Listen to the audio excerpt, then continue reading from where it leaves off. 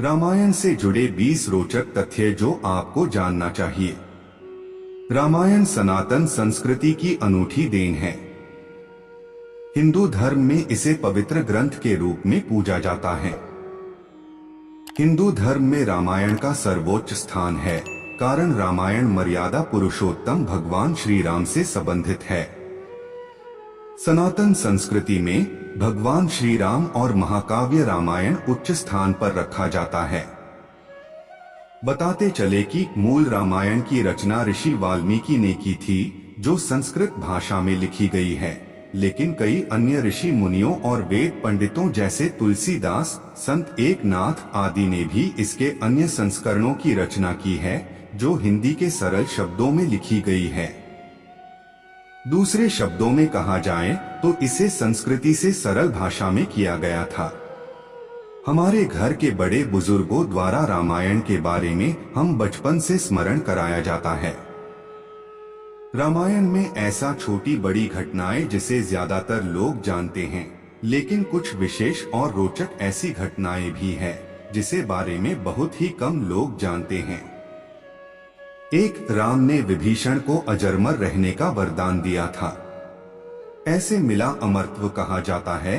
भगवान श्री राम द्वारा उन्हें लंका में धर्म व सत्य का प्रचार करने की जिम्मेदारी दी गई और साथ ही अमरता का वरदान भी दिया गया। 2, देवी सीता भगवान शिव के धनुष को बचपन से ही खेल खेल में उठा लेती थी, इसीलिए उनके स्वयंवर में धनुष, जिसका नाम पिनाका था, उस पर प्रत्यंचा चढ़ाने की शर्त रखी गई थी। 3, रावण ने माता सीता को हाथ नहीं लगाया था। वो इसलिए जब रावण अपने विजय अभियान के दौरान स्वर्ग पहुंचा तो वहां उसे रंभा नाम की एक अप्सरा मिली। रावण उस पर मोहित हो गया था। रावण ने जब उसे छूने का प्रयास किया तो उसने कहा कि मैं आपके भाई कुबेर के पुत्र नल कुबेर के लिए आरक्षित हूँ, इसलिए मैं आपकी पुत्र वधु के समान हूँ। रावण अपनी शक्ति में इतना चूर था कि उसने उसकी एक न मानी। जब नल कुबेर को इस बात का पता चला तो उसने रावण को श्राप दिया कि आज के बाद यदि किसी पराई स्त्री को उसकी इच्छा के विरुद्ध छुआ तो उसके मस्तक के 100 टुकड़े हो जाएंगे। 4, राम सेतु बनाने में कुल 5 दिन का समय लगा था। यह पुल 100 योजन लंबा व 10 योजन चौड़ा था। 1 योजन लगभग 13 किलोमीटर के बराबर होता है। 5, रावण जब विश्व विजय पर निकला तो उसका युद्ध अयोध्या के राजा अनर्ण्य के साथ हुआ, जिसमें रावण विजयी रहा। राजा अनर्ण्य वीरगति को प्राप्त हुए। उन्होंने मरते हुए श्राप दिया कि तेरी मृत्यु मेरे कुल के एक युवक द्वारा होगी। 6, रावण जब अपने विश्व विजय के अभियान पर था तो वह यमपुरी पहुंचा, जहां उसका युद्ध यमराज से हुआ।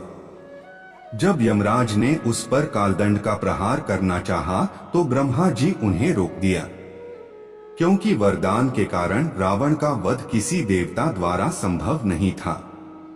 7, श्री राम का अवतार एक पूर्ण अवतार नहीं माना जाता। श्री राम 14 कलाओं में पारंगत थे, जबकि श्री कृष्ण 16 कलाओं में पारंगत थे।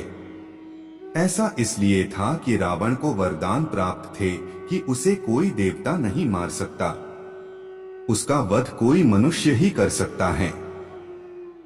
8, गायत्री मंत्र में 24 अक्षर होते हैं और वाल्मीकि रामायण में 24,000 श्लोक हैं। रामायण के प्रत्येक 1000 श्लोकों के बाद आने वाला पहला अक्षर गायत्री मंत्र है। यह मंत्र इस पवित्र महाकाव्य का सार है। ऋग्वेद में सबसे पहले गायत्री मंत्र का उल्लेख किया गया था। 9, लक्ष्मण ने 14 वर्षा के वनवास में अपने भाई और भाभी के रक्षा करने के लिए एक दिन भी सोए नहीं थे। निर्वासन की पहली रात जब राम और सीता सो रहे थे, निद्रा देवी लक्ष्मण को दिखाई दी और लक्ष्मण ने उन्हें आशीर्वाद देने के लिए कहा ताकि वह कभी सोते हुए महसूस न करें। देवी निधि ने उससे पूछा कि क्या तुम्हारे बजाय कोई और भी सो सकता है। लक्ष्मण ने सलाह दी कि उनकी पत्नी उर्मिला सो सकती है। यह सुनने के बाद देवी निद्र ने उर्मिला से इस बारे में पूछा और उर्मिला ने खुशी से इसे स्वीकार कर लिया। 10 भगवान श्री राम ने ही सर्वप्रथम भारत की सभी जातियों और संप्रदायों को एक सूत्र में बांधने का कार्य अपने 14 वर्ष के वनवास के दौरान किया था। एक भारत का निर्माण कर उन्होंने सभी भारतीयों के साथ मिलकर अखंड भारत की स्थापना की थी।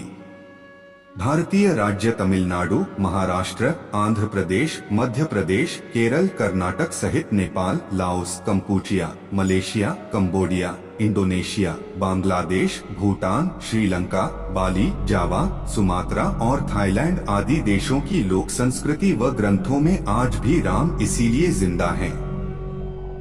11 श्री राम की मां कौशल्या। कौशल देश की राजकुमारी थी। कौशल्या के पिता का नाम सकौशल व माता का नाम अमृत प्रभा था।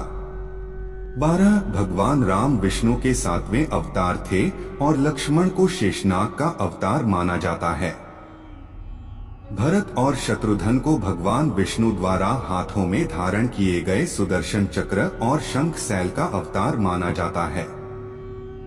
13 एक बार रावण जब भगवान शिव के दर्शन करने के लिए कैलाश पर्वत गए, उन्हें मार्ग में नंदी मिले जिनको रावण ने वानर के मुंह वाला कहकर उसका उपहास उड़ाया।